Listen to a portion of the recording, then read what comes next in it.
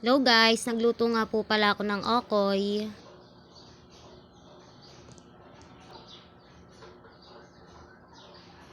Nahugasan ko na nga po pala yung alamang dyan. At nilagyan ko na nga rin po pala ng sibuyas.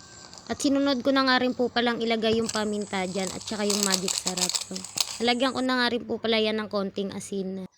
Naglalagay na nga rin po pala ako dyan ng 2 itlog. Ayan, haluin ko lang po muna. At isusunod ko na nga rin po pala ilagay dyan yung crispy fry. Tapos hahaluan ko na lang po ng konting harina.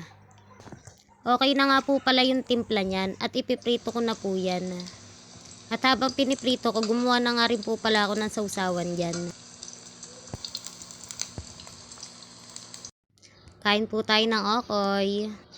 Please like, share, and subscribe po. Thank you po.